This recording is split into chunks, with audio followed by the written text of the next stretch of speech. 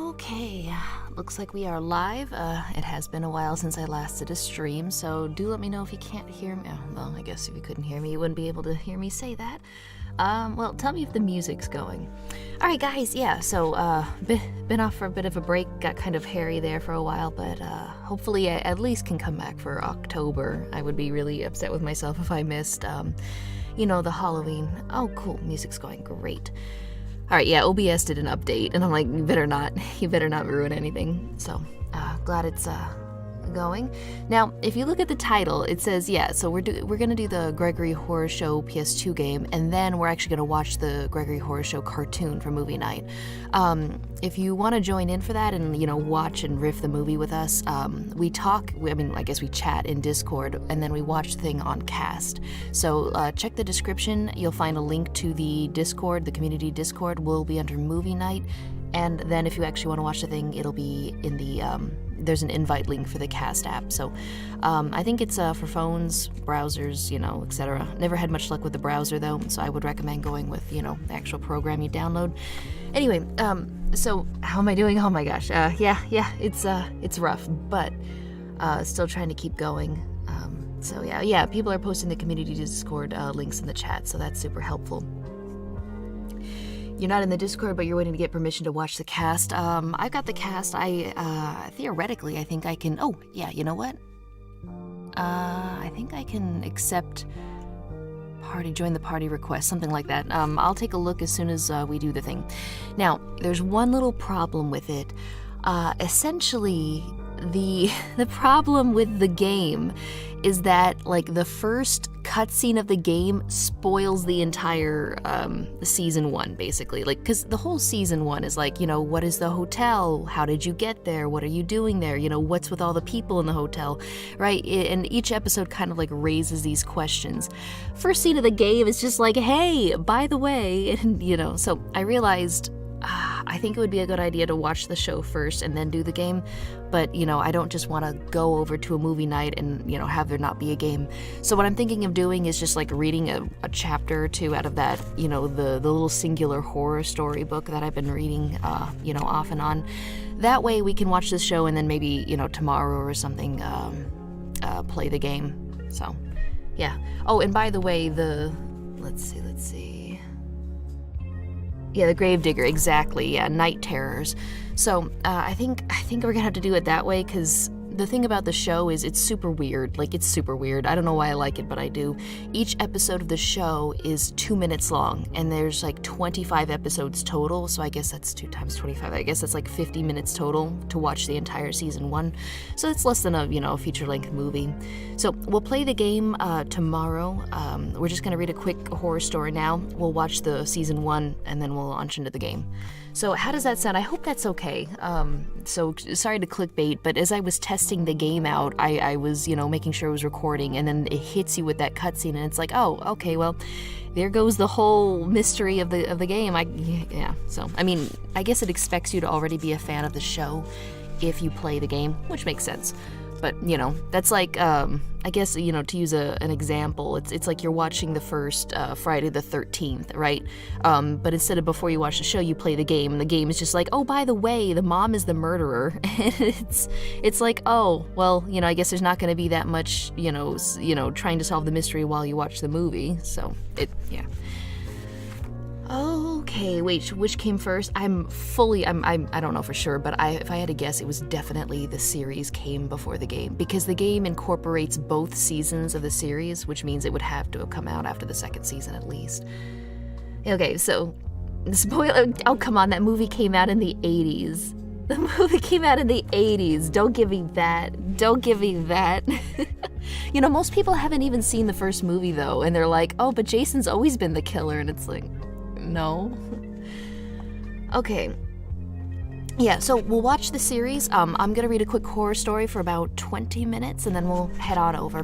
This is a good time to set up a Kast account and join the room. I think there's a limit of how many people can join. I think it's like 100, but we're pretty small and niche. I don't think we'll have a problem there. So hop into the Kast and then hop into the community Discord. Now's your time to troubleshoot in case anything goes wrong. Okay. Let's see. Okay. Alright, here we go. Alright, so this is going to be Night Terrors, Chapter 9. So this is going to be the Gravedigger. He's a common thread in the chapters. He has a short chapter with the Gravedigger, and then you get into the real story right after that. It's about 30 pages, big writing, young adult book, so it should take about 20 minutes. Okay.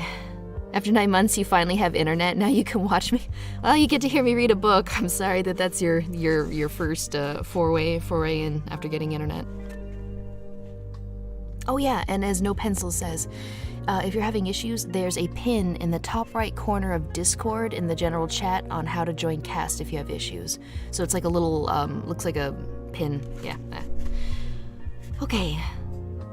Chapter 9. Deep into it. Alan always was long-winded, and I just got a super chat. Alright, $2. Get dabbed on. Thank you, Stratus. Appreciate it. Alright, Alan always was long-winded, but I guess he meant well enough, and I have to admit that when I looked up from the letter, everything around me looked different. Less mean and dirty and annoying. Even the muddy Kusawachi. Then I saw the tiny PS he'd stuck on the back of the last page. Digger, when you get to Hendry County, Florida, ask for Miriam. That's all it said. Now, I thought that had to be the dumbest thing anyone anywhere had ever written, and I almost went all the way back to New Jersey to tell Alan so in person. I hadn't planned to go to Florida, and I didn't know where any Hendry County was anyway. And how am I supposed to find someone named Miriam without her last name or her address? Think about it. I wander into this county and say to the first person I meet, "Excuse me, can you tell me where Miriam lives?" Geez, they lock people away in padded cells for less. But then I figured that somehow he had known about South Carolina and the flies, so maybe he knew something about what would happen to me in Florida too. Too spooky, if you ask me. I didn't want to find out what Alan might already know, so I swore then and there, with the Kusawachi as witness, that I'd never go to Florida. Ever. The dude is called Alan. Yeah, the previous mentor Gravedigger, his name was Alan. Yeah, so, kind of weird. I left South Carolina and got lucky real quick in a tiny town in Georgia named Santa Claus. Yep, that's its name. Kinda dumb, I think, unless of course you're a little kid. But dumb or not, the local cemetery needed a digger, so I took the job. Man, imagine dying in Santa Claus. Whew. I stayed there 2 or 3 years before I had to move on. It wasn't anything specific made me leave, just this feeling deep inside that I had to go. Oh, there was these dogs that started hanging around whenever the full moon appeared, making noise and being pesky. Reminded me a little of Alan's dog stories and made me wonder, if you know what I mean. I even tried to call Alan to see what he thought about the dogs and ask him what he meant about Hendry County, but he'd left Holly Conception Cemetery and no one knew where he was. All I know is that I left on a Tuesday and had another job on Thursday in another Georgia town called Attapulgis. A Georgia town called Attapulgis, about 4 miles from Florida. Nice place, too. I liked the town and the cemetery, and since almost everyone I have to deal with, which is... Oh, wait, you know what? Hang on. Sorry, I forgot. There we go. Had to change the picture there. All right. I'm super out of practice at this point, if you haven't noticed. Okay, yeah. Nice place too. I liked the town and the cemetery, and since almost everyone I have to deal with is dead, I liked the people too. But after 5 years, I started to feel this tugging on my elbow again, this time urging me to go to Florida. The dogs were back too, running through the cemetery, howling. Woke me up a few times. Naturally, I kept shrugging all of these things off. Then I started to have nightmares about Florida. Strange, huh? Most people have nightmares about falling off buildings or being chased by psycho killers with electric Ginzu knives. Me, I kept seeing this giant map of Florida floating above me while a bunch of dogs howled in the background. I told you it was strange. I didn't get much sleep for almost 2 months either. I started worrying that maybe the day near the Kusawachi wasn't the worst day of my life and that the dogs might be those dark and dangerous forces Alan had warned me about. Then I figured it was all bunk, start to finish, and that my brain was only trying to get me to see Florida. I decided I'd go to Florida and be done with it, so I could get a good night's sleep again. I made another decision too. Since I was going to Florida, I figured I might as well go all the way. So I took a bus to the biggest town in Hendry County, a place called La Belle. No, I didn't get off the bus and ask the first person I met where Miriam lived. I strolled around La Belle instead, seeing what the place and the people looked like. I wandered up and down the streets for 2 or 3 days. Then, one afternoon, I was on a little back street when I spotted this old man sitting in a rocking chair on his front porch. As I got close to his house, I saw that his skin had a tanned, leathery look to it, and his face was a mass of wrinkles, probably from working outdoors all of his life. I remember telling myself that most likely I'd end up looking a lot like him. That was when I got this feeling that I ought to talk to him.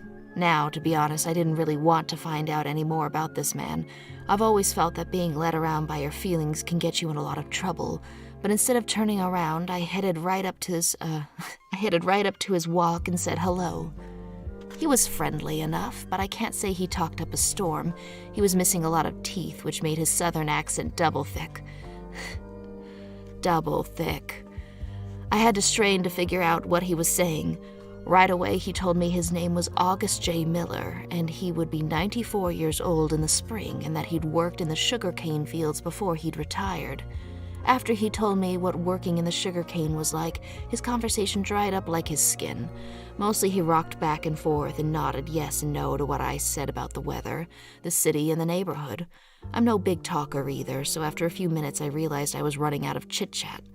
I started to get nervous and wondered what I was doing there and what he was thinking of me, which is when I asked him if he knew Miriam. Old August stopped rocking, leaned forward, and looked me up and down a couple times. "Miriam, you say?" I nodded. August got this faraway look in his eyes. I shifted in my chair some, and then August looked at me again. "Miriam," he said again. "Haven't thought on her in years. Why, I guess Miriam's in the slough like always." "You know this Miriam?" I asked. "Course, everybody knows Miriam, 'cept outsiders." I asked him where the slough was, and August waved a hand in the air. "Down that way, 20, 30 mile, maybe more. Never really measured it myself. Keep asking and you'll get there. Everybody know Miriam Bunnell. Everybody." Which turned out to be true. I started asking about the slough and Miriam Bunnell, and it wasn't long before I had directions. The slough turned out to be the... Oh my god, why? The slough turned out to be the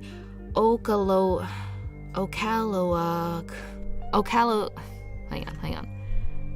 Oh, what the hell is with these names? Ocalawakuchi. Okay, Ocalawakuchi Slough, this massive hollow of deep stinking mud well south of La Belle, and Miriam happened to own about 12,000 acres of that mud. Miriam also happened to own the biggest cemetery in the area, which was called the Miriam Bunnell Cemetery. The next thing I know, I'm talking to Miriam Bunnell in person. She was a big woman, over 6 feet 4 inches tall, and she loved to talk, probably making up for all the words old August didn't use. The second I saw her, she started telling me all about herself, where she grew up, how she came to own so much of the slough. Wait, is it slough or slaw? S-L-O-U-G-H. I guess it doesn't matter. And how she came to own so much of the slough, what her life was like, and so forth, and so on, etc., etc. In fact, it might have been a half hour before I could work in mention of Alan Allen. The second I did, she said, "Well, why didn't you say so before? I guess you'll be looking for work in the yard." The yard is how she always referred to the cemetery, even though it was a pretty big yard. I said I could use work and started to tell her what jobs I'd had in the past. "Don't matter," she said before I'd gotten much into my work experience. "If Alan Allen sent you to me, then you must know what you're doing. Come on, let me show you how all this works." So she hired me on the spot to run the Miriam Bunnell Cemetery. Like I said, the slough wasn't this big. Oh, let's see.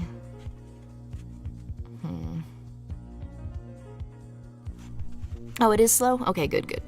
Like I said, the slough was this big muddy mess, but that didn't mean there wasn't some regular dirt on it in places, or that it was flat and barren land.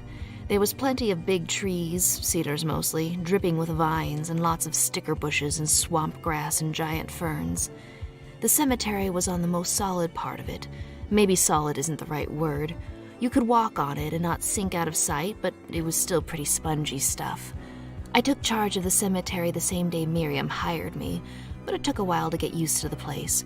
For instance, we never really dug a grave. You couldn't. After you started a hole, it would flood with foul-smelling black water, so you'd be waist-deep in it pretty quick, and the mud would be tugging your shoes and you under. To bury somebody, we'd start the day before the burial by cutting a big rectangle of grass from the top of the soil, and then lay the cement liner for the grave in the rectangle. By morning, the liner would have sunk underwater and out of sight. On the day of the actual funeral, we'd wait till all the family and friends had gone home, then we'd put the coffin in and top it with the cement liner cover. Both would sink and eventually meet up with the liner down under. Then we'd shovel in dirt we brought in from drier places. It wasn't like digging a regular grave, and I missed that. But there was something fitting, regal even, about the way the coffin slowly sunk into the earth. I also made my rounds every night, making sure everything was all right and thinking about what we had to do the next day. Miriam noticed me coming in from one of my nightly tours and warned me not to do it anymore. Wait 1 second. Yeah, good enough. Okay, not to do it anymore. There are things out there, she said. Black snakes and alligators and bats.